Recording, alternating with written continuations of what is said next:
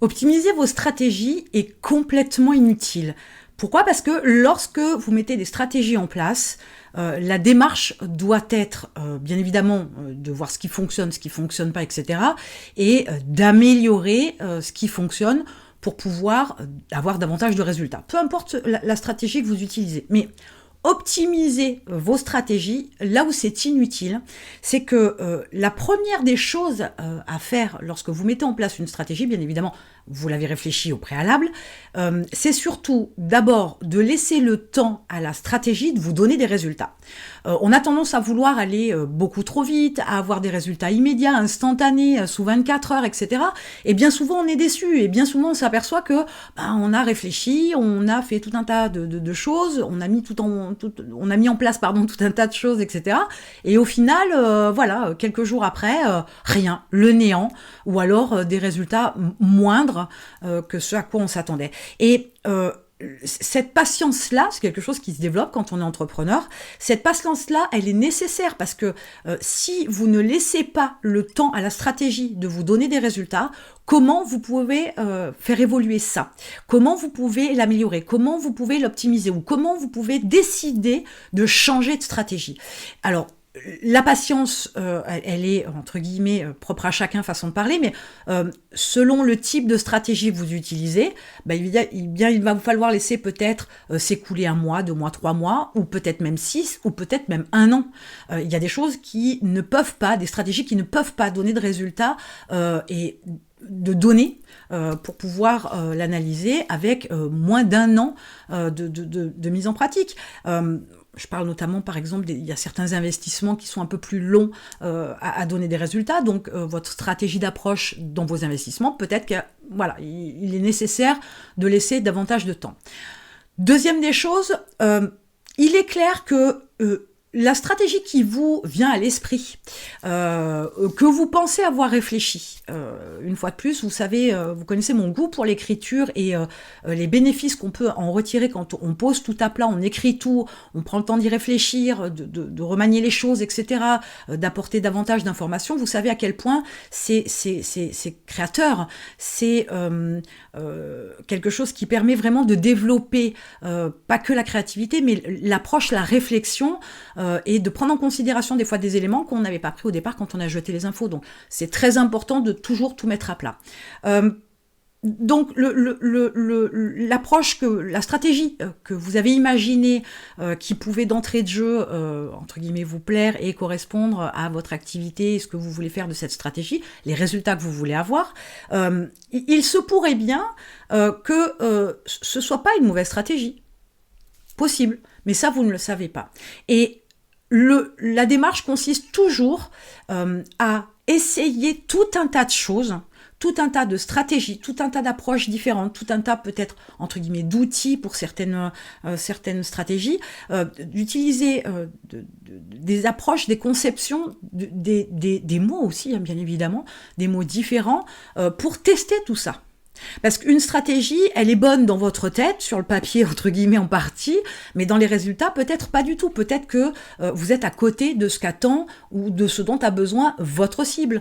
Peut-être que vous n'avez pas une adéquation, je vais y arriver, en termes de tarifs par rapport au marché et à la cible, ça peut être un duo.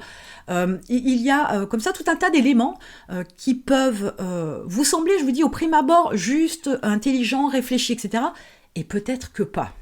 Donc tester, c'est la première des choses que vous devez faire.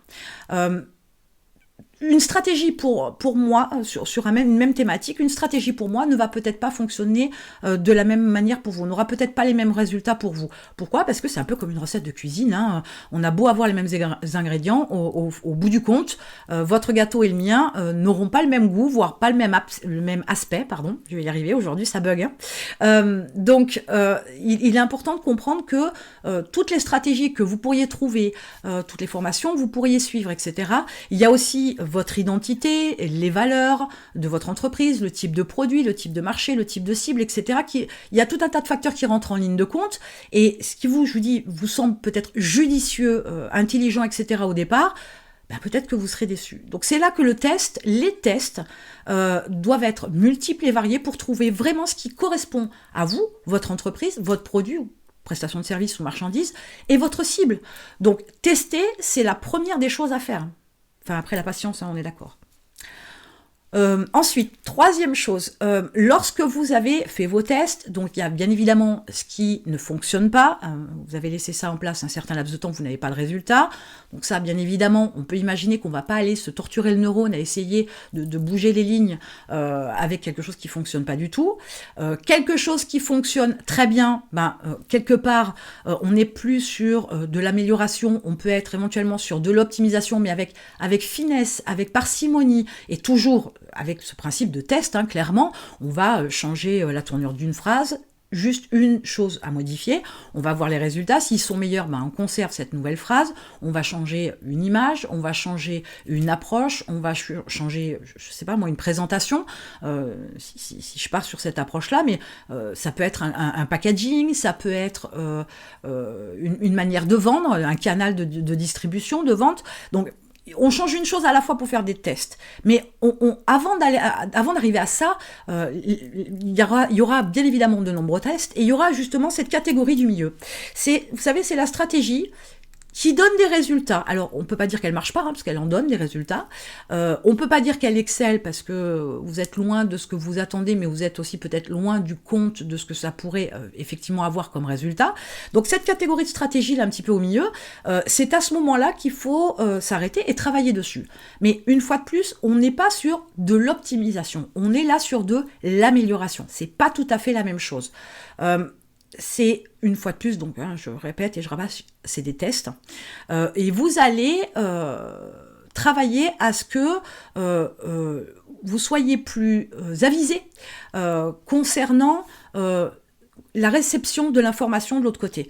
Comment la cible perçoit l'information, l'affiche, la page de capture, la page de vente, la page produit, la présentation du produit tout simplement. Donc il y a tout un tas de facteurs qu'il faut prendre en considération, mais cette approche d'amélioration, elle doit toujours, en priorité, se concentrer sur le fait de se mettre à la place de sa cible, parce que c'est la cible que vous souhaitez capter et transformer en client. Donc, c'est, à mon sens, la chose la plus difficile, c'est d'être dans la tête de son client idéal, de son persona, mais à partir de ce moment-là, vous êtes sur l'amélioration. Donc, n'allez pas toujours sur... C'est valable pour plein de choses, même pas que vos stratégies, tout un tas de choses dans votre business. N'allez pas tout de suite vers de l'optimisation, parce qu'avant, il y a la phase d'amélioration. Et souvent, on veut toujours optimiser, mais la première démarche, c'est d'abord améliorer. Donc, en allant sur de l'optimisation, si vous avez des résultats, entre guillemets, moyens, peut-être que vous apercevriez que finalement, vos tests d'optimisation ne donneront pas mieux. Parce qu'à la base, il y a l'amélioration qui a été zappée. Donc, optimiser, c'est complètement inutile si vous n'avez pas amélioré au préalable. C'est une approche, je vous dis, auquel il faut vraiment penser, parce qu'on a tendance justement à toujours changer de stratégie si on n'a pas les résultats qu'on attend. Sauf que voilà, il faut du temps, il faut de la patience, il faut de l'amélioration. Avant de se lancer tout de suite dans quelque chose qui, ok, j'ai pas les résultats que je veux, j'efface tout, je recommence. Non, peut-être que quelquefois il manque pas grand-chose pour que ça donne vraiment des résultats intéressants, importants, probants.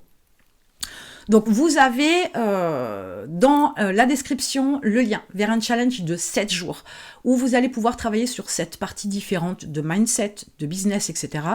Avec la possibilité donc de faire un point, de faire un bilan sur ce qui vous bloque, ce qui vous dérange, ce qui vous gêne, ce qui vous lèse et ce qui vous empêche d'avancer, ce qui vous empêche de réussir dans votre business. Tout part de vous, bien évidemment.